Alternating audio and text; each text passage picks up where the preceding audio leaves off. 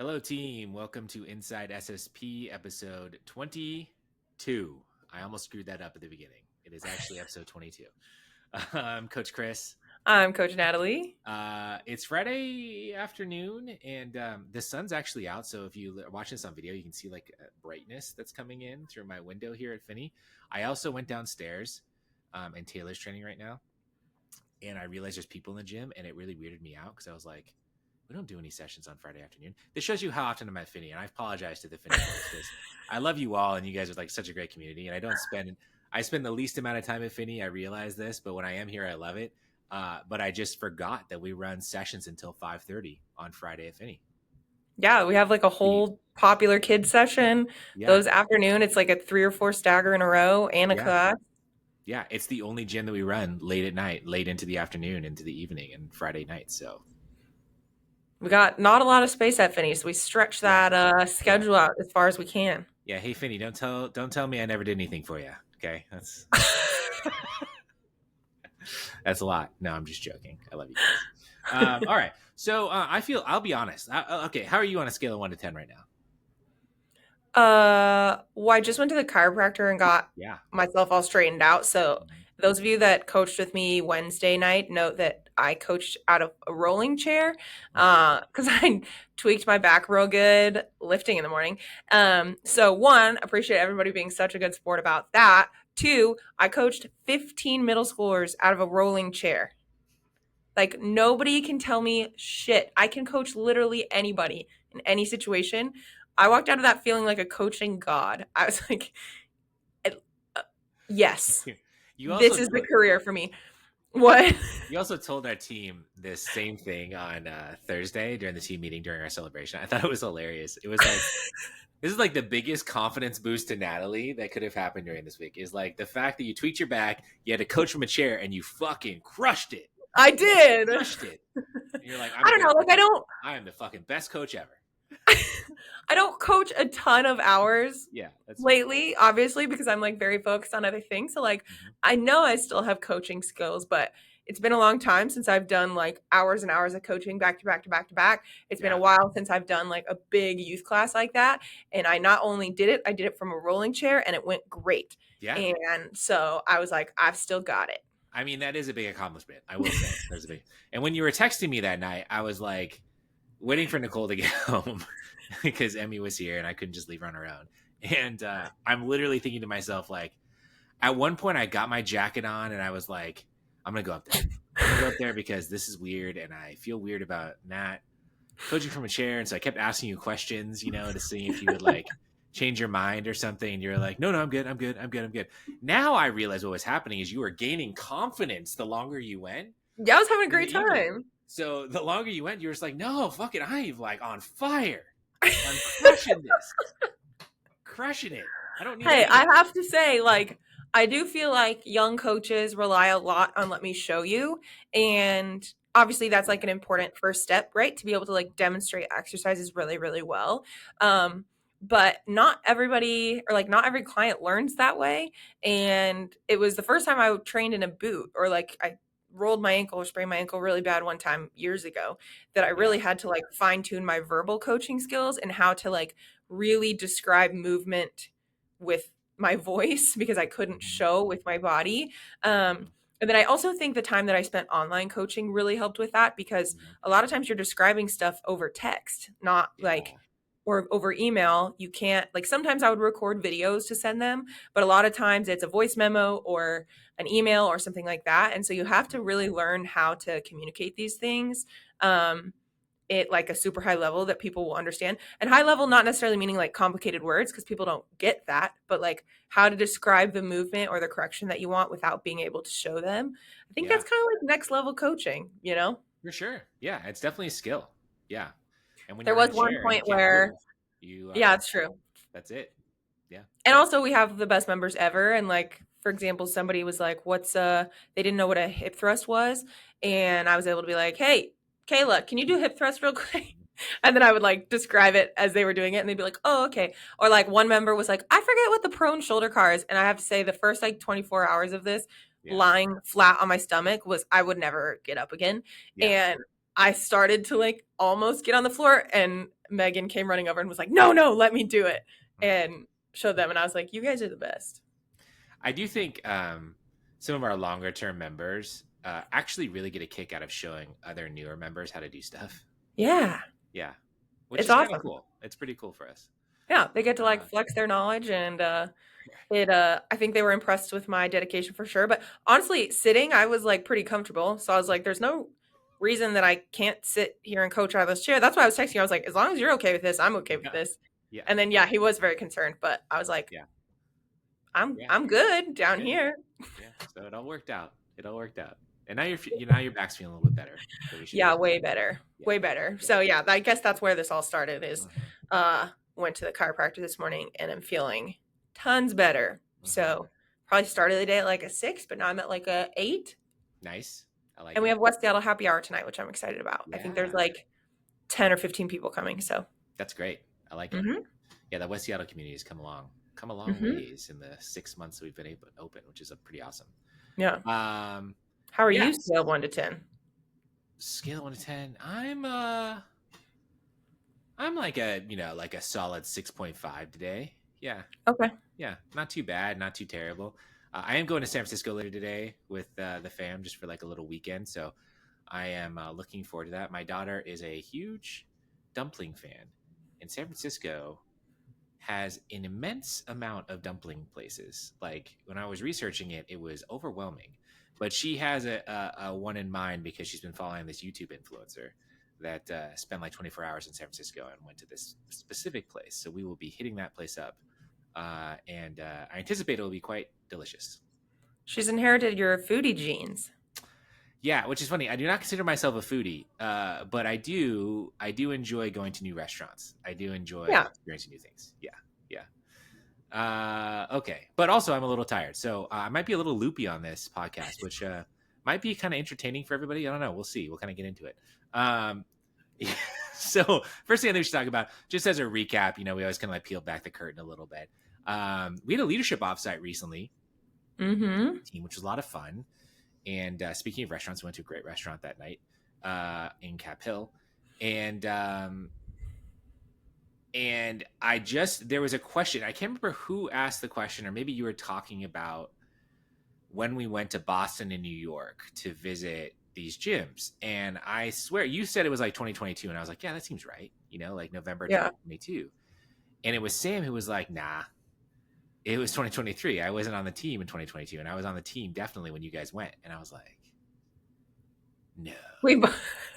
Our brains like melted. We were like, that was only a year ago. No, that can't be right. Yeah.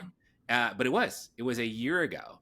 And the wild thing to me, and I think I do this every single year, right, which is pretty common, was like, I go, holy shit, how did we cover that much ground in 1 year? Because really, like realistically, where the business is from that point to where it is today is night and day. It's like vastly different in terms of team, in terms of growth, in terms of business size, in terms of like just overall stature of the business within the broader industry and locally and nationally. I think all of that has changed like substantially. And so it was pretty mind-boggling to me. I don't even know. Like I was gonna go back and listen to the podcast that we did. I think we did one like right after we got back from that trip, and like compare notes and be like, what were we talking about then? Like what was even going on in the business? I have no idea. It seems like ages ago, but it was literally 1 year ago. Is that when you told me about West Seattle, or did you? You mean, did I tell you on the trip? Yeah. Maybe. I feel like it was after. Honestly, I feel like I didn't even know about West Seattle when we were on that trip. I may have told you about West Seattle on that trip. I think the other thing that happened on the trip was that I had just gotten the job as a coach with Business for Unicorns. So that happened on that trip. And then also I think I think I told you about West Seattle on that trip. So added a whole nother gym, been to multiple BFE retreats, added like 4 new team members. Something like that. Yeah. Yeah. It's been a wild, wacky year. Yeah. Yeah. I think about that too. Because I think, we did, if you go back and listen to a couple podcasts ago, maybe even 3 podcasts ago, we were talking about, I think June June we talked about. That podcast is fun because we were just like, what the fuck happened in June?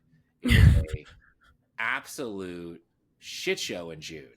And even through the entire summer with that stuff, we were navigating like all kinds of different things that were happening in the business. And it was just wild. I mean, and so to navigate that also and to come out on the other side of where we are is pretty astonishing. I mean, I think at the end of last year, I think we're at maybe 450 members, something like that. I think that was about the number that we ended at. Maybe it was a little more than that, but I mean, we're well up over 650 right now. Well, no, because we announced 500 in like May-ish of this year. So I think it was more like 400. Was it just May in this year where we announced 500 members? Yeah, because I remember specifically being like, "Oh, we just announced 500, and then we hit 600 in like July." This is what I'm talking about. I don't even know, like, what is that? I don't, what are we even talking about here? This is like, it's like funny numbers, like funny. You might as well throw in like funny money around or something. Like this is wild. So yeah, okay, 500 in May. Yeah, we're up over 650 right now. We're at 3 locations. The business has grown a shit ton year over year, and yeah, we're about to bring on a couple new team members, which is confidential. So hey, podcast listeners, you get the inside here. New team members are hired. They're starting in December. It's going to be awesome, and yeah, wild. That's all I got to say. I think just fucking and I think. Wild. Yeah, I mean, there's probably like business owners or like people out there thinking like, how the fuck did they do that? And the answer is we're sort of unsure also. But I do think, like we look back on it and we're like, wow, and we reflect on it and all this stuff. There were moments this year where you and I in particular white knuckled the shit out of some of the months this year. Oh yeah. Where there were moments where we were like, what in the heck is actually going on? Like, how are we going to solve this problem? How are we going to get through this kind of thing? And actually the book we read for the offsite, Setting the Table, it's a Danny Meyer, right? Yeah, Danny Meyer. Yeah. Danny Meyer book. He's a restaurateur in New York. And there was a part of the book where he talks about like being a business owner is just being a problem solver. Mm-hmm. And that was a really good like mindset shift for me, because I think I've been in this place of like, okay, when is it going to slow down? Like, when are things going to feel smooth? And I think the reality is maybe never, because that's kind of how this works. But I also think like our team's combined ability to problem solve and like to, come together and like work hard through certain things and then figure out how to optimize it and solve that problem is like the biggest reason that we've had so much growth this year. And in a lot of situations where other people might have like, I don't know, like thrown in the towel or at least like taken their foot off the gas or whatever. Like we've been so true to our mission. And we talked about this so much in the offsite on Saturday too, that like every person that's here now with us, like gets it and like cares a lot about our mission and core values and like will work hard to accomplish what we're setting out to accomplish. And if you don't have that strong why when it comes to like the every single day, every single hour, something popping up that's a problem, like you're going to get burnt out and you're going to probably throw in the towel. And yeah, I just didn't want it to seem like, oh my God, we've just like grown so much this year and it's been amazing and I don't know how it happened. Like, no. There have been times where it's been really fucking hard. I say that in a kind of like a joking way, Yeah. There's parts of it I understand and parts of it I don't understand, but yeah, certainly you're right. White knuckling, brute force is what I say. Like we just said, no, we're going to go through this thing and we're just going to keep going. Right. And that's literally what happened. And sometimes I guess you have to do that, like when you have no other choice and you just got to keep going. That's kind of what it was about. I do think my favorite part of the offsite was when when I was giving the presentation about, growth and the team at the beginning, and you said, are we going to open another location next year? And I was like, no, we're not. And you put your pinky out. I did. I was like, pinky promise. And to be fair, audience, he wouldn't do it. He wouldn't pinky promise me. I looked at it and I was like, no, I'm not doing that. No, I'm not doing that. And Sam cracked up. And Dalton in the corner, I saw, he just goes, I love that. To be clear, I do want to open new locations, and I'm very aware of how this goes. But yeah, I was like, "You Yeah. promise?" And he was like, I "No." don't think we're gonna open one next year. But again, it was me, thinking about like there's a lot that happens in a year. I don't even Yeah, know 6 months from now how I'm gonna feel yeah, about like our expansion plans and all that kind of stuff. So that's why I don't give absolutes. I can give you like 98%. yeah. 98% I think is good. Um but yeah, so hell of a year. We've accomplished a lot. And 2025 is also going to be a very exciting year. Mhm. And I'm also going to plug before we get there because I think actually this is a great segue into our next topic, which you're going to send an email about to members like next week. I think it's scheduled.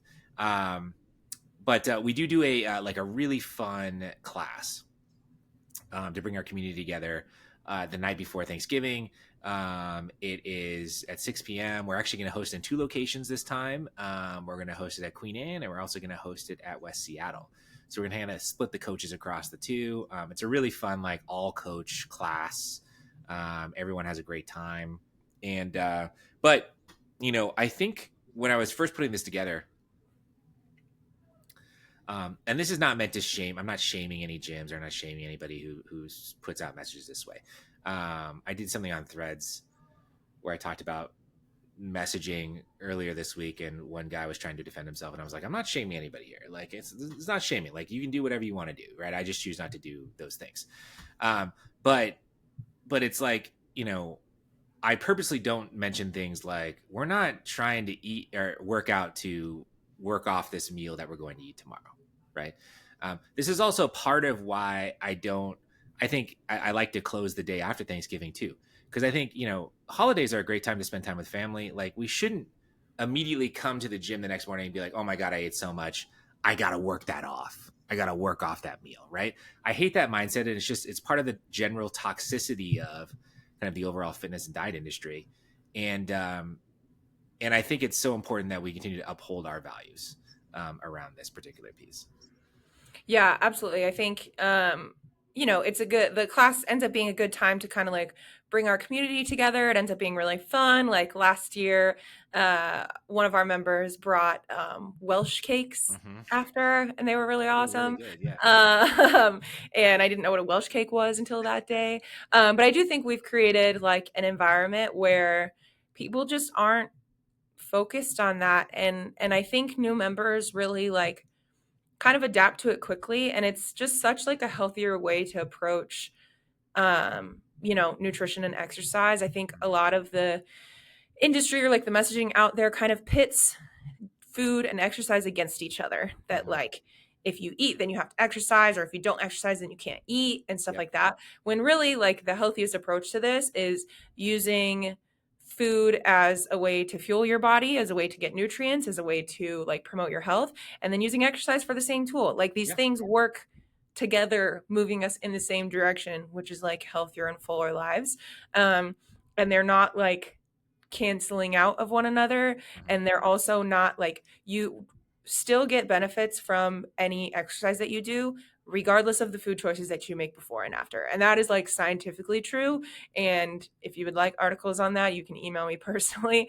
But there is nothing that you can like take away from the fitness built in a workout with food choices before or after. So whether you celebrate Thanksgiving or Yeah. celebrate something else, like I really just hope that you can enjoy that time. And the other thing is this, like when you move yourself out of that all or nothing mindset, or out of the like these foods are off limits except for this one day mindset, Mm-hmm. you're actually probably less likely to overeat Yeah. to the point where you feel gross. Because when you like only give yourself permission to have those foods on that day, or you like build it up really big in your brain, it's like when I tell you not to think about a red chair, all you're thinking about is a red chair. Right? Mm-hmm. Instead of, if you kind of like back burner those thoughts and say like, hey, it's just one day, like I'm going to enjoy time with my friends, I'm going to eat foods and like make decisions in the moment about what sounds good or feels good to me, and then I'm going to move on with the rest of my day, choose to move or choose not to move, choose to sit on the couch and watch football, Right. choose to do a turkey trot 5K, as Yeah. long as that's from a place of like intentional choice and not feeling like you have to because of like certain food choices. Yeah. um you're actually going to have a better experience of your holidays for starters, because you don't have all of the like food noise in your brain. Mhm. And then also like you probably will end up making healthier choices because you're not coming at it from this place of like scarcity, all or nothing, black or white thinking. Yeah. And like you can have pie the next day and the next day after that and the next day Mhm. after that. And so Mhm. you don't have to eat half of a pie in one sitting. You know what I Right. mean? Yeah. Um, it's but it's kind of crazy how much the fitness industry uses like scare tactics and shame tactics, particularly at this time of year, Yeah. um, I to try to really, make money off of people. I really hate it. And, and here's the thing is like, I try and give people the benefit of the doubt, particularly fitness professionals, at least some of them, because I think there's a lot of people out there in fitness who just want to do right by people. They just want to Mhm. help them. And I think they're also trying to grow a business, and I get it, and I respect it. And like running a fitness business is hard. Um, but but I also think sometimes they don't even think about they've seen these messages that are out there that are so common. They're like, oh, well, I need to put out the same thing to try and get people in my gym, right? So I'm going to talk about doing a pre-pig out workout, or I'm going to talk about burning off those Thanksgiving calories or whatever, right? Because that's what I need to do to be able to get people in the gym. And I think the purposes of like posts that I put out there earlier this week was to get people just to think about it. Like, Yeah. think about the messages you're putting out into the world. Are those the ones that you actually want to put out in the world, right? And if you say yes to me, great. Okay, do you like you want to talk about that stuff, and that's how you want to get people in your gym, and you're proud of those messages? Great, do it. I'm not, so I think about the messages that I put out in the world, and how that affects people, right? And I think there's so much out there in the fitness industry that just shames people, particularly around this type of year, like shames them for wanting to enjoy themselves or eat whatever or eat the pie or who cares, whatever the fuck, like, and we're just out here shaming people constantly to like guilt them into coming into a gym environment. I'm like, this is not what we want to do, guys. This is not Right. this is not the purpose of this. Like, we're trying to help people develop long-term sustainable habits. We want them to be in gyms for a long time, right? So why are we putting out messages that are basically anti that and trying to shame these people into coming into gym and feeling worse about themselves? That doesn't seem like the answer. Yeah, I'm probably like a little more staunch on this than you are, but and then those same gym owners wonder why people don't stay in their gym or why they don't enjoy it or Mm-hmm. why they don't have a positive community. And it's like, well, because all the people that you attracted, you scared into joining your gym Right. with the threat that like they're gonna quote get fat, which is a whole nother problematic issue, Yeah. right? Like Yeah. being fat is not the worst thing in the world. So let's please get off our high horse about that. Um, and so then they don't stick around or they hate being there or they resent you for it. And there's not like positive community around it. And then they're like, man, like all my clients quit. And it's like, how do I have this conversation with you? And I just like firmly in my heart of hearts believe that like going about any habit from the point of view of shame is not going to work. No. It No. doesn't work. It Definitely not. doesn't work. It doesn't stick. And like you are eventually going to end up back in the same place that you were in Mm-hmm. or worse.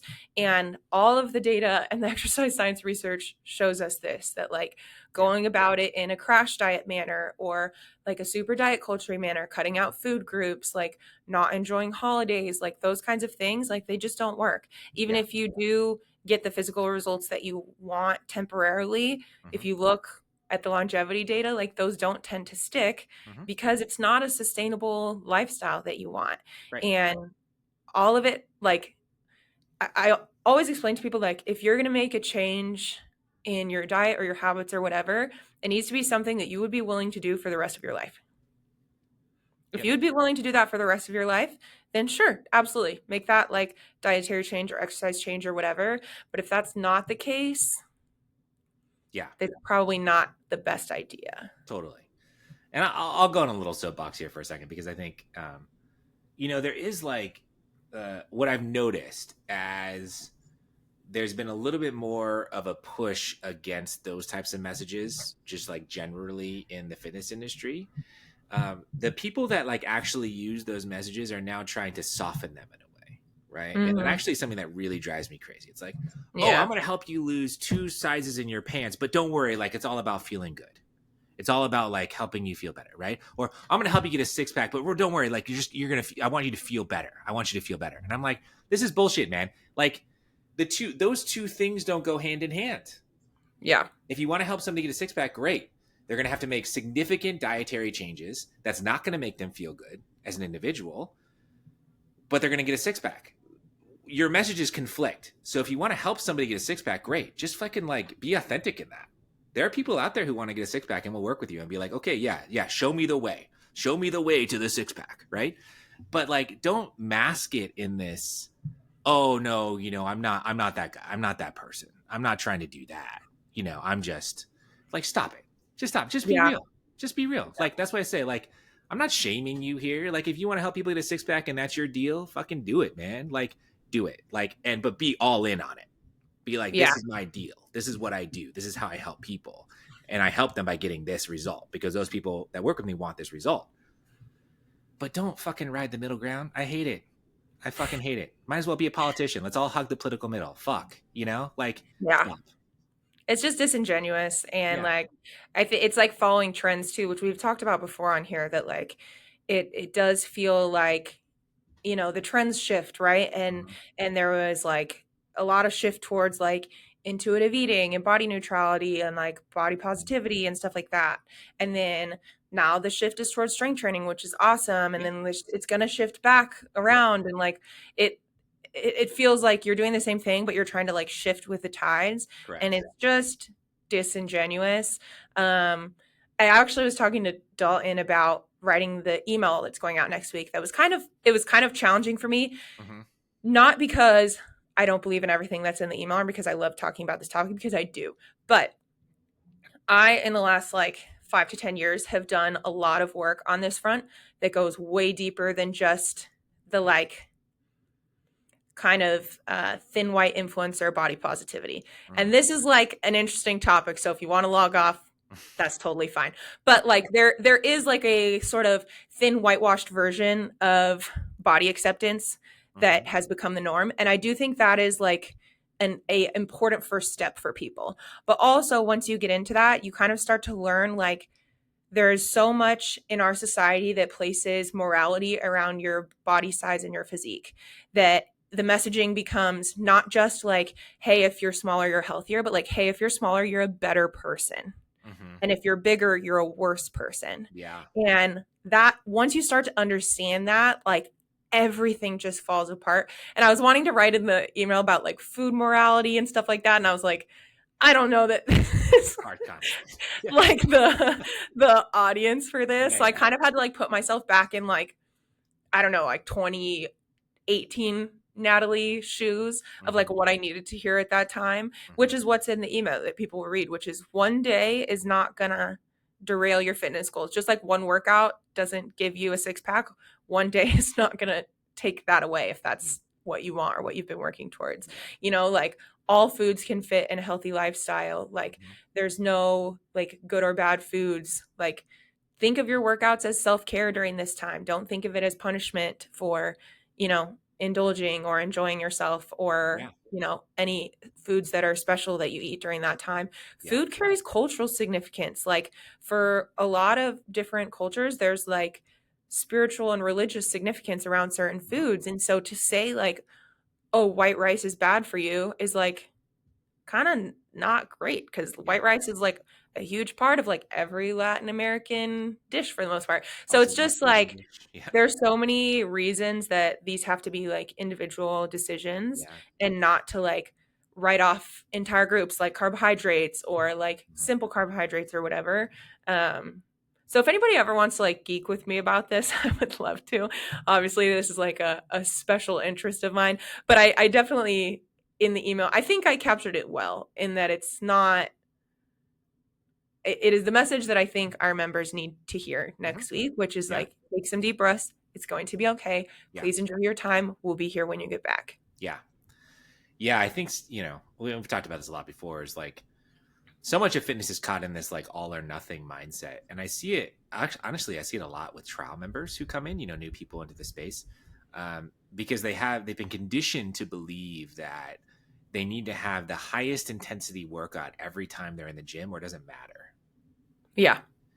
And And I think you also see that a lot around the holidays, right? Where people are like, "Oh my god, I just ate. I gotta like go back in and have 110% intensity workout to like work off all of these calories," right? Um, and I think it's a hard thing trying to get somebody out of that mindset.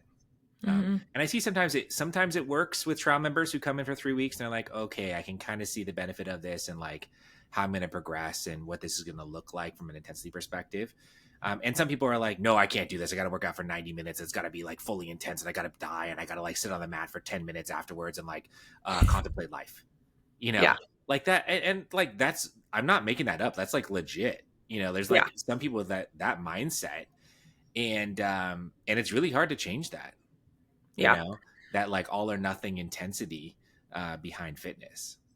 And I think people think like, if I let go of that, I'm never going to do anything again, Yeah. because they're driven by like adrenaline, or they're driven by fear, or they're driven by whatever. Hmm. And like, so they just think like, oh, if I let myself off the hook here, Hmm. I'm never going to go back to the gym again. But the beauty is when you let go of the like all, you also let go of the nothing. So like then you can kind of meet yourself in the middle and like do things more consistently, not Hmm. kill yourself every time. Because then you're not too sore to go back to the gym 2 days later. Yep. And it's just like we said, like a healthier and more sustainable way to go about things. Yeah. In that I send an email out to the team every year. It's like basically the same email, Hmm. which is how, from a coach's standpoint, to handle negative body talk. Because I do think genuinely most people don't mean any harm. No.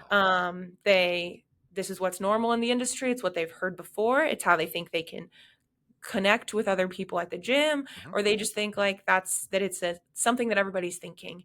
And so they'll say things like, ugh, I gained 10 pounds yesterday Yeah. from eating, or Yeah. like, that kind of thing. And like one of the strategies that I put in the email was like saying like, oh, hey, like I also eat that. Because I had one time a member be like, oh, bagels, like freak out about bagels. And I was like, I eat bagels all the time. Hmm. Like I love bagels. They're a great like carbohydrate source, and they're super good for like before a workout. And like the look on her face where she was like, Natalie eats bagels? Like it just hadn't crossed her mind. And I think people think a lot of times that fitness professionals, like we just eat kale and celery juice and like Chicken and rice. chicken and yeah, exactly, like lean ground turkey. And it's like, no, we're human beings, and like Yeah. all these things can exist together. Like you can be somebody who cares a lot about Yeah. their health and their fitness, and cares even about like changing their body. Like Hmm. that, you don't have to throw the whole baby out with the bathwater, but Yeah. deprioritizing it or like decentralizing it is going to be a much healthier approach, particularly as we kind of like go through this holiday season. I think there's a lot of people in this sort of field of thought that also like hate resolutioners, and I'm not that Mm. either. Yeah. I love my resolutioners. I was a resolutioner. Like that's how I got started It's just in fitness. motivation. I Yeah. love the end of the year. I love getting to reflect on like what you've done and set goals for the new year. I think it's like a great energizing time. But the argument is like, well, resolutioners fail. Like eventually they leave the gym by February or whatever. We don't have that. No. Like we get an uptick of members, but they stay Hmm. for the most part. Hmm. And I think it's because like we're not doing 8-week January weight loss challenge, right? We're Yeah. just doing what we do at SSP, which is if the new year inspires you to come lift weights, like hell yeah, come on in. Like we're gonna Hmm. do this all year. Yeah. And this is something that we do all the time. And I do think like even if that's what gets people started, eventually they do start to change Yeah. their minds, or at least their like behaviors a little bit. Yeah. And I think if you're like a fitness coach out there or a gym owner or whatever, it's like, I think being real with your clients is important, because you have your own struggles. You go through the same thing, like I work out consistently 3 to 4 times a week, but not every one of my workouts is great, and, Mhm. and there are weeks like if you have a lot of stress going on in your life, or you've added a lot of other activity or other things are going on, you're not going to be able to lift the same weight that you did probably a couple weeks ago when you were feeling really good. And that's okay. Mhm. Like, I feel like there's this perception that, oh, every time you go in the gym, you just got to lift a little bit more, lift a little bit more. Yeah. Just make it happen. And I'm like, it's not the way it works. It's not the way it works. It's like, you got to be consistent over a long period of time. And like just being in the gym and moving around always makes me feel better, regardless of the weights that Mhm. I'm moving. it doesn't matter if I'm doing 50% of what I can usually do. As long as I'm moving around and like, you know, getting that going, then I feel better, you know. And I think people have to, the again, the mindset shift has to be around that. It has to be getting away from the all or nothing and more about, you know, how movement just generally benefits your life and making that a consistent thing over and over again for years and years. And that's where the benefit comes in. Yeah, and it doesn't have to always be kind of like we said, like a conditioning class where your Apple Watch tells you you burned 47,000 calories or whatever it is. Like Exactly. you can choose like a scale of movement where like I like to participate in movement on Thanksgiving or on holidays, but it's usually like a walk or a Yeah. slow jog, you Yeah. know? Like I'm not usually in the gym lifting weights or doing sprint intervals or anything like that just because it helps clear my mind, it helps with my mental health and things like that, but I also from learning of myself and having like disordered sort of relationships with food and exercise in the past that like pairing that experience with really intense exercise, I start to dwindle back into those kinds of thoughts. So Yeah. I hope people know that me like being preachy about this is not, it's because this is coming from my own experience. Mm-hmm. And I know what it feels like to have an unhealthy relationship with food and exercise. And I know what it feels like to have a healthy relationship with food and exercise.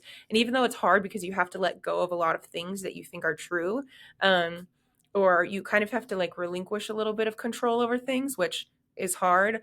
Um, it's so much better when you can, like Chris was saying, like go into the gym and be like, you know what? Normally I would lift 40s, but today I'm just going to lift 20s and like Mm-hmm. move around, keep the habit, check the box, Yep. take care of my mental health and like go about it and not see that as like a failure. That's it.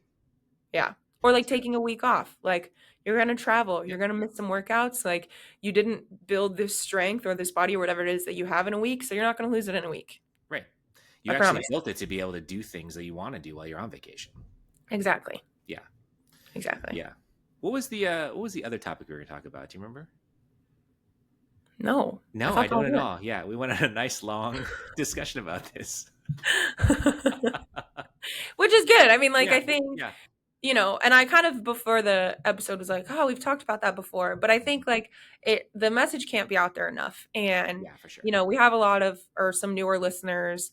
Mhm. And like, you know, we send a similar email every year to our membership base because you've got new members, you've got new people in your community. And even those who've been here, like, could use the reminder that, like, hey, from the experts and the people who care about you, it's going to be okay. Yeah. I just want to Yeah. give them all a big hug and be like, go enjoy your holidays, whatever that looks like for you. And try not to stress about this Yeah. because No, it's I not agree. worth stressing about.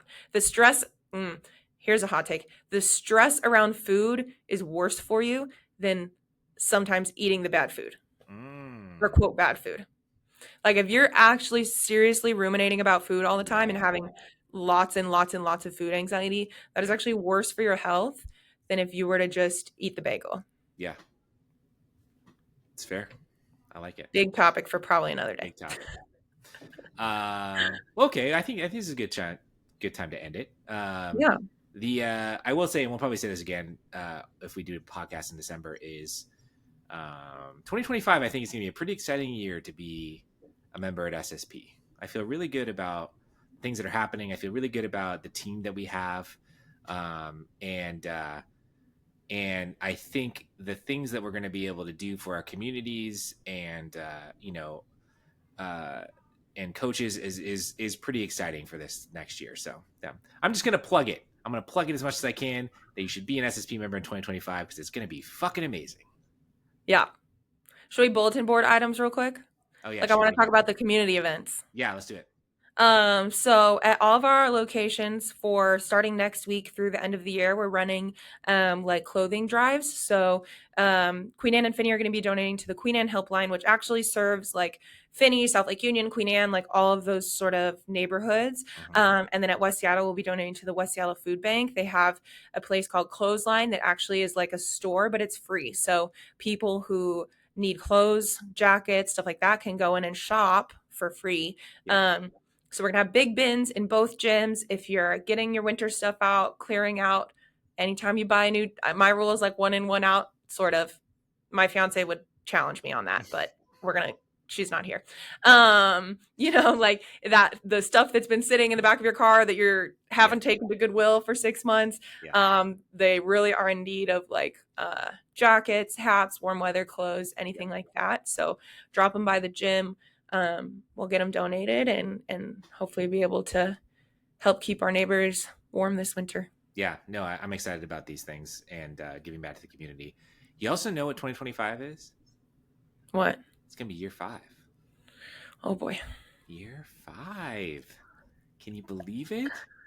That's kind of crazy. I'm already excited for